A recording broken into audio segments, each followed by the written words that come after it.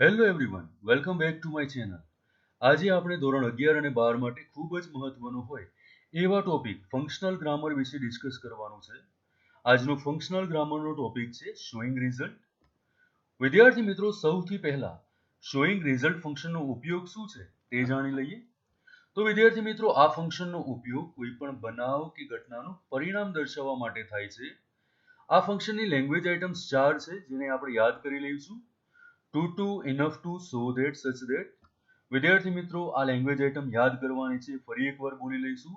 to, enough to, so that, such that. વિદ્યાર્થી મિત્રો, આ લેંગ્વેજ આઇટમ્સ યાદ રાખવાથી જ આપણે ઘણી બધી એક્સરસાઇઝને ખૂબ જ સરળતાથી સોલ્વ કરી શકીએ એમ છીએ. અહીંયા વાક્ય આપેલું છે, father asked how is your schoolmate. વિદ્યાર્થી મિત્રો, અહીંયા જે બ્લેન્ક છે, બ્લેન્કને આપણે શોઈંગ રિઝલ્ટ ફંક્શનથી પૂરી કરવાની છે. તો વિદ્યાર્થી મિત્રો, પેલી લેંગ્વેજ આઇટમ્સ યાદ છે, to, enough to, so that, such that.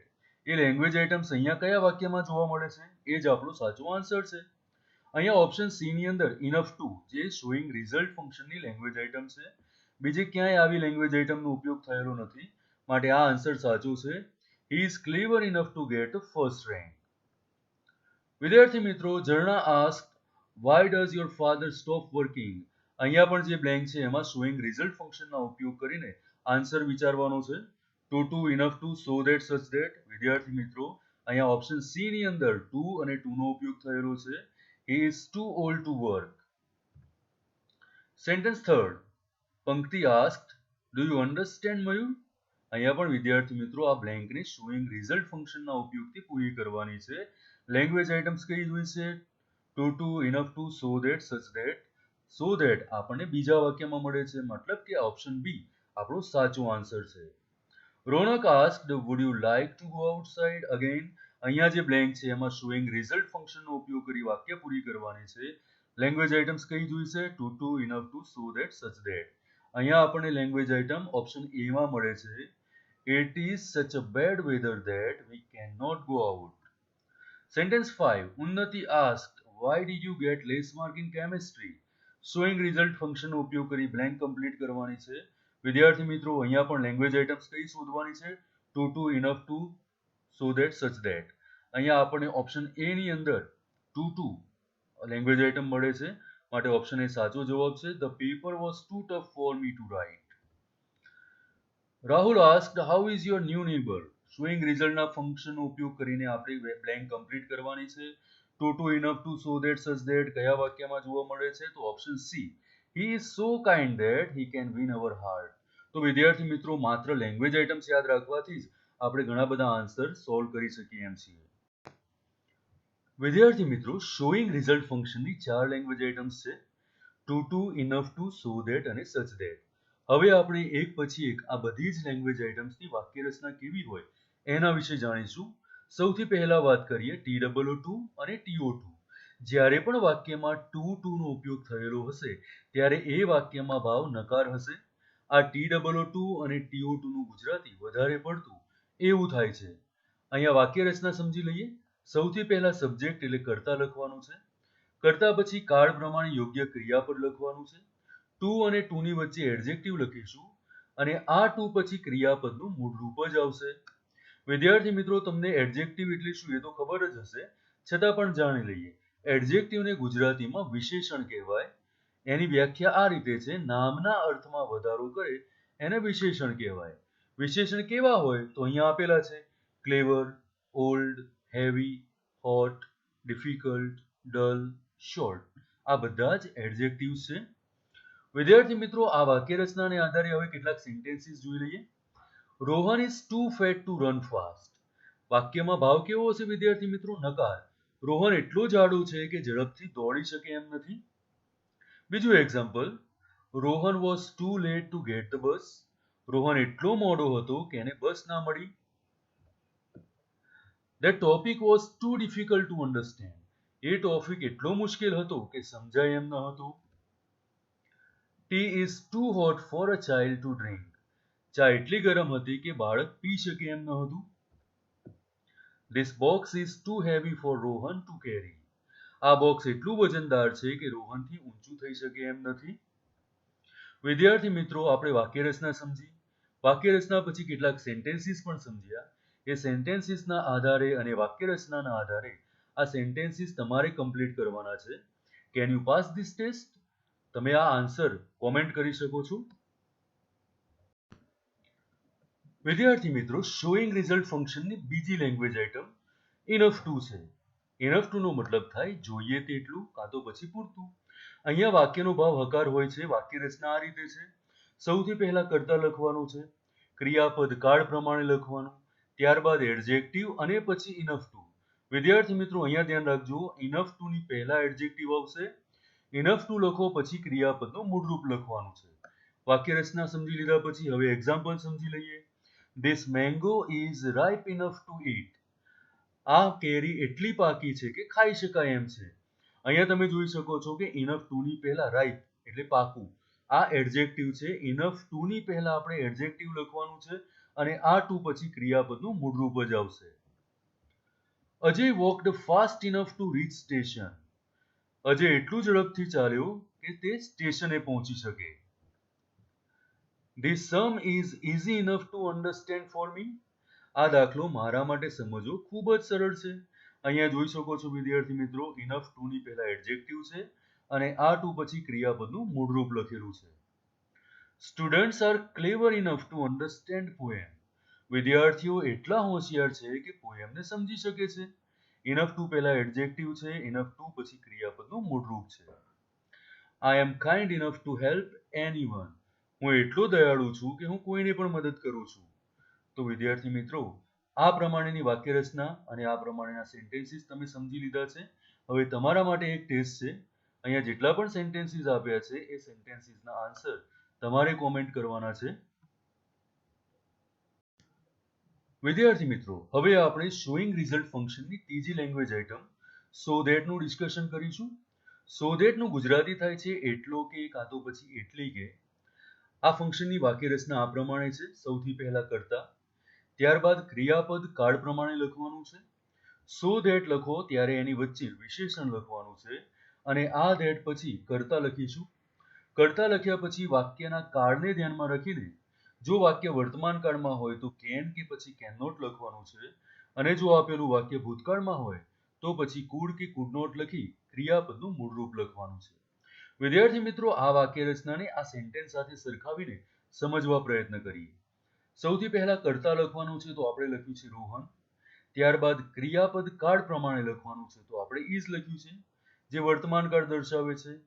સો અને ધેટ ની વચ્ચે વિશેષણ લખવાનું છે તો આપણે લખ્યું છે so clever that. Rohan is so clever that. આ ધેટ લખ્યા પછી ફરીથી કર્તા લખવાનું છે તો આપણો કર્તા અહીંયા રોહન છે તો રોહનનું સર્વનામ આપણે અહીંયા હી લખ્યું. ત્યારબાદ આપણે અહીંયાથી ગમે તે એક સિલેક્ટ કરવાનું છે, કેન કાં તો કેન નોટ, કુડ કાં તો કુડ નોટ. આપણું વાક્ય વર્તમાન કાળમાં છે એટલે આપણે અહીંયા કેન લખીએ છીએ અને ત્યારબાદ ક્રિયાપદનું મૂળરૂપ આન્સર લખ્યું છે. Rohan is so clever that he can answer any question. Rohan એટલો હોશિયાર છે કે તે કોઈ પણ પ્રશ્નનો જવાબ આપી શકે છે. વિદ્યાર્થી મિત્રો, કેન નોટ કે કેન એમાંથી કયું સિલેક્ટ કરવું તો એ તમે વાક્ય વાંચશો એનું ગુજરાતી કરશો એટલે ખબર પડી જશે. જો આ સેન્ટેન્સમાં આપણે કેન નોટ વિચારીએ તો આવું કંઈક વાક્યનું ગુજરાતી થશે. Rohan is so clever that he can not answer any question. Rohan એટલો હોશિયાર છે કે તે કોઈ પણ પ્રશ્નનો જવાબ આપી શકતો નથી. જો કેન નોટ લખીએ તો વાક્યનો મિનિંગ જ બદલાઈ જાય છે. તો કેન લખવું કે કેન નોટ લખવું એ વાક્ય વાંચશો એટલે તમને ખ્યાલ આવી જ જશે. બાકી ધ્યાન શું રાખવાનું છે, વર્તમાન કાળમાં કેન કે કેન નોટ, ભૂતકાળ હોય તો કુડ કે કુડ નોટ નો ઉપયોગ કરવાનો છે. ચલો હવે કેટલાક એક્ઝામ્પલ સમજી લઈએ. He is so fat that he cannot run fast. He is so fat that he cannot run fast. અહીંયા વર્તમાન કાળ છે એટલે આપણે કેન નોટ લખ્યું ને કેન નોટ પછી ક્રિયાપદનું મૂળરૂપ રન લખ્યું. આશીષ is so clever that he can pass the exam. આશીષ એટલો હોશિયાર છે કે તે એક્ઝામ પાસ કરી શકે છે. This topic was so difficult that I could not understand. આ ટોપિક એટલો મુશ્કેલ હતો કે મને સમજાયું નહીં. વિદ્યાર્થી મિત્રો જુઓ, અહીંયા was આપેલું છે એટલે આપણે could not નો ઉપયોગ કર્યો અને understand ક્રિયાપદનું મૂળરૂપ લખ્યું. અહીંયા could not કેમ કર્યું? કારણ કે અહીંયા ટોપિક સમજાયો જ નથી. This topic was so difficult that I could not understand. Topic એટલો મુશ્કેલ હતો કે મને સમજાયો નહીં. જો અહીંયા નોટ ના લખીએ તો પાછો મીનિંગ બદલાઈ જશે. This topic was so difficult that I could understand. Topic એટલો મુશ્કેલ હતો કે મને સમજાઈ ગયો. આવું વાક્ય હોઈ જ ના શકે. માટે આપણે ગુજરાતી કરીને કુડ કે કુડ નોટ શું લખવું એ વિચારીને લખવાનું. Rohan was so late that he could not get the bus. Rohan એટલો મોડો હતો કે એને બસ ન મળી. Tapu was so lazy that he could not work hard. Tapu એટલો આળસુ હતો કે એ સખત મહેનત કરતો ન હતો. વિદ્યાર્થી મિત્રો, હવે તમારા માટે એક ટેસ્ટ છે. અહીંયા આપેલા સેન્ટેન્સીસ કમ્પ્લીટ કરવાના છે, આના આન્સર કોમેન્ટ કરવાના છે, અને હવે આપણે શોઈંગ રિઝલ્ટ ફંક્શનની છેલ્લી અને ચોથી લેંગ્વેજ આઇટમ વિશે ડિસ્કસ કરીશું. વિદ્યાર્થી મિત્રો, સચ ધેટ નો મતલબ થાય છે એટલો કે કાં તો પછી એટલી કે. આની વાક્ય રચના આ પ્રમાણે છે. સૌથી પહેલા કર્તા લખીશું, ત્યારબાદ ક્રિયાપદ કાળ પ્રમાણે લખવાનું છે, ત્યારબાદ સચ અ કાં તો સચ એન, એના પછી adjective plus noun. Adjective plus noun લખો કે તરત જ ધેટ આવશે ને ધેટ પછી પાછું કર્તા લખીશું અને વાક્યને પૂરું કરવાનું છે. સચ અને ધેટની વચ્ચે એડજેક્ટિવ પ્લસ નાઉન લખવાનું છે, જે આ રીતે સમજીશું. અહીંયા પહેલા જે લખેલા છે બધા એડજેક્ટિવ છે, પછી જે લખ્યું છે એ બધું નાઉન છે. એડજેક્ટિવ કોને કહેવાય તે તમે સમજી ગયા છો. નામના અર્થમાં વધારો કરે એને એડજેક્ટિવ કહેવાય. તો વિદ્યાર્થી મિત્રો, નાઉન કોને કહેવાય? કોઈ પણ વ્યક્તિ, વસ્તુ કે સ્થળના નામને નાઉન કહેવાય. નાઉન સમજી લેજો. કોઈ પણ વ્યક્તિ, વસ્તુ કે સ્થળના નામને નાઉન કહેવાય. હવે આ બંનેને જોડે લખવાના છે, એડજેક્ટિવ પ્લસ નાઉન. જેમ કે ફુલિશ એડજેક્ટિવ છે, ક્વેશ્ચન નાઉન છે, તો આ બંને ભેગા મળીને શું બને છે? Foolish question. હોટ એડજેક્ટિવ છે, ડે નાઉન છે, તો બંને ભેગા મળીને શું બને છે? Hot day. એ જ રીતે ડાર્ક એડજેક્ટિવ છે, નાઇટ નાઉન છે, તો શું બની ગયું? Dark night. Cold water, hard stone, tall man, old man, આ બધા એડજેક્ટિવ પ્લસ નાઉન છે વિદ્યાર્થી મિત્રો. હવે આ જ બાબતને આપણે એક્ઝામ્પલથી સમજીશું.